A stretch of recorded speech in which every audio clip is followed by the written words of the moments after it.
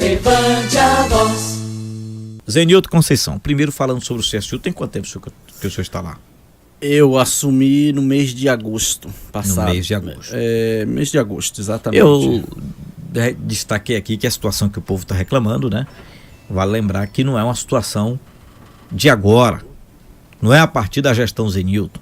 E o povo fez questão de ressaltar isso.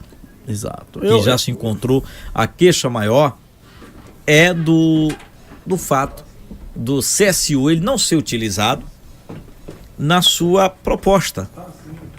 Como já foi um dia. Como os moradores lembraram. Do período que tinha aula. Do período que tinha uma espécie de creche. E do que a gente imagina da ocupação daquele espaço, do que ele pode ser. O que incomoda o povo, pelo que eu senti, Zenilton, é uma estrutura com salas, com prédios estarem vazios.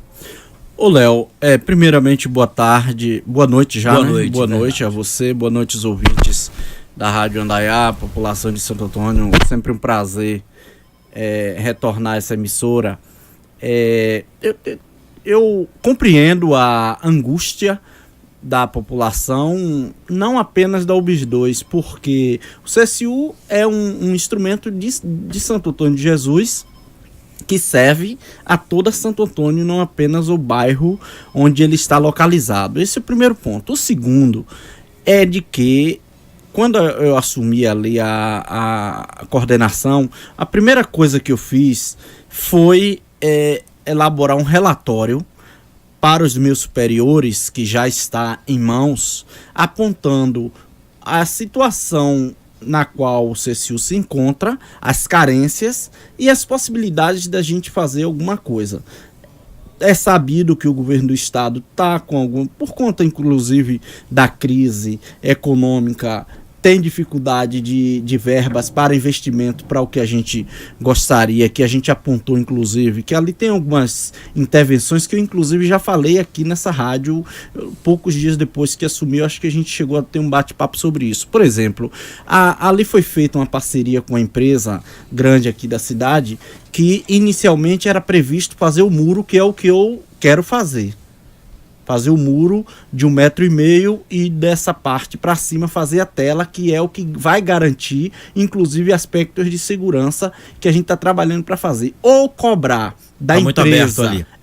A cerca ela existe, só que o pessoal, algumas pessoas que acessam ali foram suspendendo a cerca, né, de um arame de tela.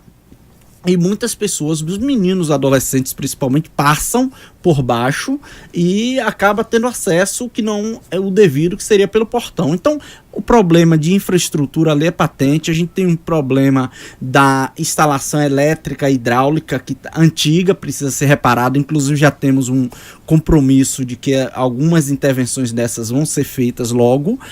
Nós temos ali a questão da limpeza mesmo, que vai ser, inclusive, adianto já em primeira mão aqui, que vai ser feita a partir de segunda-feira. Os moradores vão ver a limpeza do CSU iniciada, e aí vai ser, eu já quero, inclusive, antecipadamente agradecer a prefeitura, que não tem a obrigação de fazer, mas na nossa relação intermédio com o vereador Berdan, eu tenho uma garantia da pessoa responsável pelo setor, que na segunda-feira estarão indo com as máquinas para fazer a limpeza daquele mato, que é um pedido meu antigo. Desde que eu entrei ali, eu pedi que fosse feita essa limpeza, e a prefeitura municipal, numa relação de parceria, estará nos ajudando a fazer isso para amenizar a situação. Mas intervenções mais definitivas serão feitas em breve. Eu não gosto de ficar antecipando coisas que a gente já pediu, que está solicitando,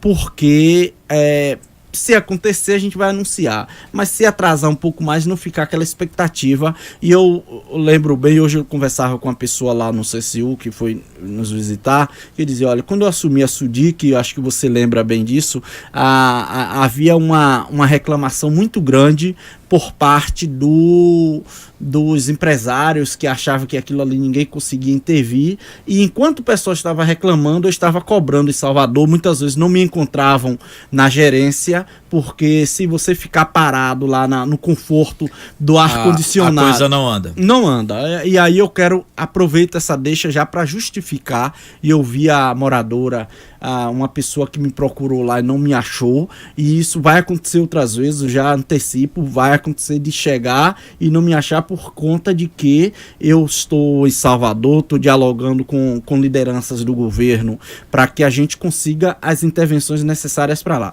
Eu tenho já uma promessa do deputado Rosenberg Pinto e do secretário de Justiça e Cidadania, que é a secretaria a qual pertence o CSU, no caso o secretário Carlos Martins, de que ainda nesse primeiro semestre vai nos ajudar a fazer algumas intervenções que vão dar uma melhorada muito boa na infraestrutura do CSU. Então, ainda nesse primeiro semestre, ainda essa nesse promessa. Primeiro semestre, até porque são coisas que eu já pedi. Vamos tentar passar para o pessoal aí como é a estrutura lá hoje. São quantas salas? Aí vem essa parte do que a gente está fazendo. Aí eu fiquei muito atento à entrevista dos moradores, acho que vocês da rádio estão de parabéns de lá dar voz ao povo. Dar voz ao povo, tá corretíssimo, inclusive parabenizo mesmo, tanto vocês quanto os moradores que se manifestaram, mas tem algumas informações que não condizem com a realidade. Por exemplo, dizer que o CSU está abandonado, que não tem atividades, isso não procede. Eu vou dizer por quê. Nós temos ali hoje algo em torno de umas 15 atividades que são desenvolvidas no CSU. Cito o Balcão de Justiça e Cidadania, que é uma parceria com a universidade, uma faculdade aqui de Santo Antônio de Jesus, que está lá aberta todos os dias. Nós temos os 4 seguranças vigilantes, na verdade. Nós temos uma servidora, e aí é apenas uma servidora, que é responsável pela limpeza, pelos serviços gerais, que a gente não pode cobrar muito dela, porque é apenas uma pessoa para um espaço daquele. E eu já solicitei da secretaria a nível estadual para que a gente possa está contratando uma outra pessoa, pelo menos mais uma pessoa e uma secretária, porque, por exemplo, eu não tenho secretário. Quando eu saio, quem quebra o galho de anotar um recado, de dar alguma informação, são os vigilantes, que não é o papel deles. Então, é a realidade. Por exemplo, eu não tenho um computador lá na minha sala. Muitas vezes eu tenho que sair para fazer... Mas bem, o senhor mesmo está falando que não tem uma estrutura. Que isso. Não tem... Como é que não está? Não vamos... Não, mas falar a palavra abandonado. Realmente pode ser pesado. Mas o CSU é utilizado como deveria ser? Deixa eu só... De atividade, o senhor acha que é utilizado? Então, muitas vezes eu tenho que sair, por exemplo, para digitar, para mandar um e-mail, ou em minha casa ou em uma lan house. Não, pelo que o senhor está dizendo, lá não tem nenhuma estrutura para o senhor trabalhar. A estrutura ficou muito decadente ao longo dos anos que a gente está trabalhando. Tem máquina de escrever lá não, né? Não. Sim, aí também já é não, mas a gente está procurando amenizar a situação. Aí o que acontece? Nós temos lá escola de karatê que está funcionando todos os dias, parou agora por conta do recesso de Natal e Ano Novo, mas escola de karatê, capoeira, aula de canto, né? Aula de canto, inclusive que é o pessoal do Jéssica, né? Exatamente, que é um projeto extremamente importante. Eu parabenizo a todos. Vou correr o risco, não fiz uma relação aqui de esquecer algum, mas vou citar os que me veem à mente: karatê, capoeira, aula de música, pelo menos 5 grupos de dança. O grupo de escoteiros, que eu esqueci o nome aqui agora, mas é um grupo de escoteiros extremamente importante. Pelo menos umas 5 ou 6 escolinhas de futebol com adolescentes da comunidade de outros lugares, inclusive com Sargento Lourenço, que é um sargento da Polícia Militar, que faz um trabalho belíssimo com um grupo de jovens. Então, por conta disso que eu lhe digo que dizer que não tem as atividades no CSU não procede. Dizer que não tem atividade nenhuma. Mas as salas de aula, para questão de aula, que foi construído também para isso. E já funcionou um dia assim. Aí foi uma decisão do poder público municipal há muito tempo atrás, de a escola infantil que funcionava lá, inclusive meus irmãos estudaram lá, foi desativada. Uma outra coisa, o posto de saúde que funcionava lá também foi desativado por decisão do poder público municipal, que entendeu que iria alugar um outro local. O local do CSU correspondia mais A necessidade? Mas será que não corresponde? Isso é um questionamento para Que se o prefeitura pensar, onde é o posto de saúde lá da Rubis 2? É local próprio ou alugado? Eu não sei. Fica essa pergunta no ar. Não seria melhor estar lá no CSU? Reformar alguma sala, reformar o local para atender ali? Será que ali não cabe uma escolinha, uma creche que o povo tanto pede? Creche já tem. A creche Tia Ju, que foi feita agora, concluída, inaugurada pelo atual prefeito Rogério Andrade, a quem inclusive aproveito para mandar um abraço e parabenizo pela gestão. Verba do governo federal, mas ele pegou inacabada e concluiu. Então, assim, por que é que eu tô fazendo esse histórico? Eu ouvi atentamente as entrevistas. Para não dizer que tá abandonado, não. Não, ele tem mas atividades. O povo reivindica uma melhor utilização. Olha, tem duas atividades que eu não...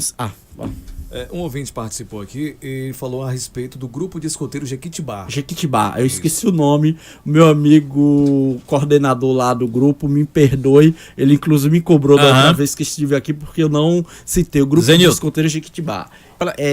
A outra coisa, rapidinho no final. Uma outra coisa, nós temos lá o Forró dos Idosos, que é uma atividade extremamente bonita, importante que a gente tem. E o espaço que a gente cede gratuitamente para as pessoas fazerem festas, eventos. Quase toda semana eu tenho que dizer não a algumas pessoas, dada a demanda, porque se você for nessa semana agora, sábado e domingo, tem festa lá no CSU, que a gente cedeu espaço gratuitamente para as pessoas fazerem festa de aniversário, casamento, chá de fraldas, reuniões de grupo, enfim.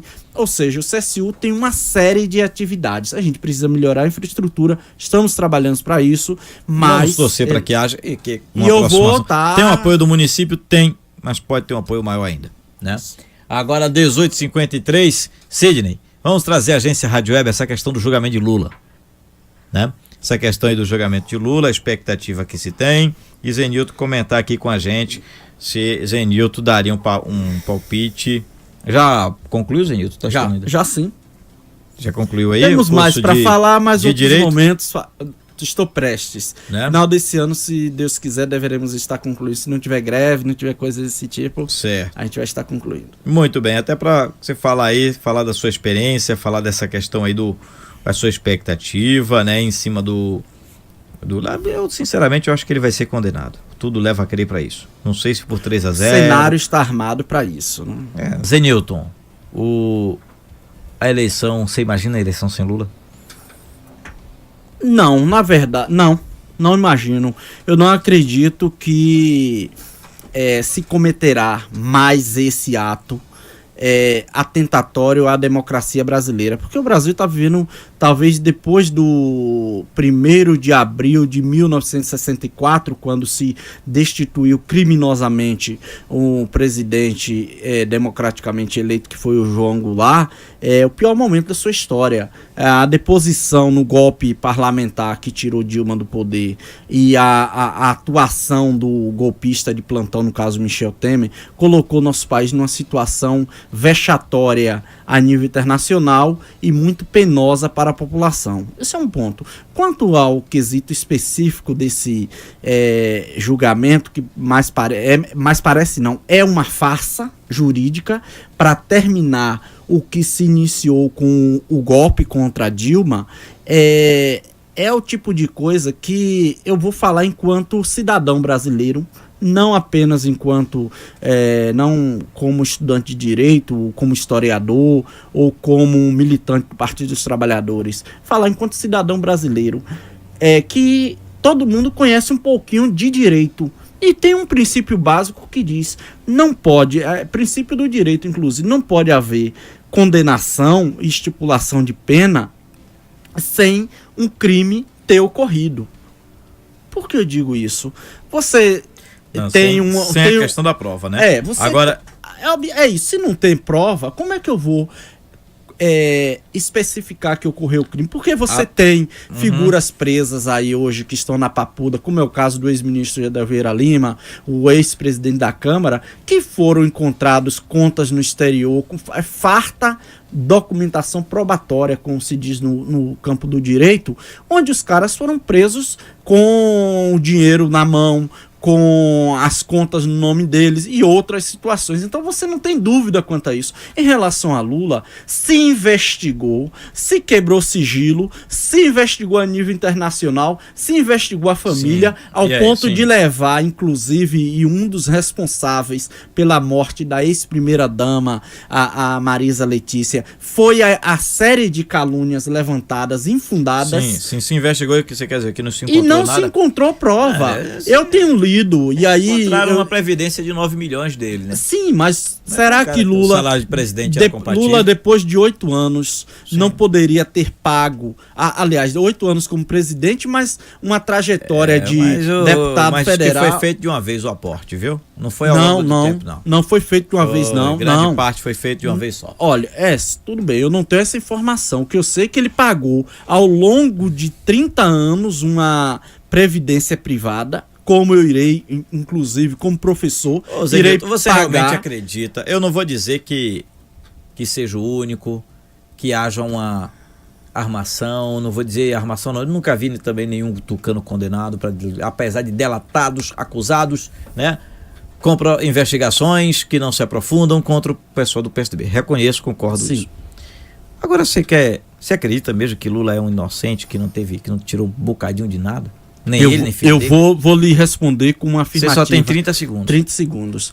Eu vou deixar de acreditar nessa inocência de Lula no dia que apresentarem uma prova de que ele cometeu... No dia que apresentar, não só eu, como outros, iremos acreditar. Porque ao longo desses tantos e tantos meses não se provou nada. E não se pode condenar um cara sem que ele tenha cometido o crime. E, na verdade, juristas do mundo todo têm dito o seguinte: se esse país se respeitasse o princípio de justiça, Sérgio Moro já teria sido preso e destituído do cargo dele. Porque ele sim comete crime. E esse TRF, desembargadores, inclusive, já anunciaram previamente a condenação, a manutenção da condenação. Então não dá para você acreditar. Agora prendeu o juiz também. Você sabe o que é mais prejudicial para todos nós, concluindo aqui? É você estar como eu, não acreditar na justiça. Nós vamos continuar em outro momento, né? Com certeza. Saber o que o PT pretende fazer daqui para lá. E daqui para lá nós teremos debate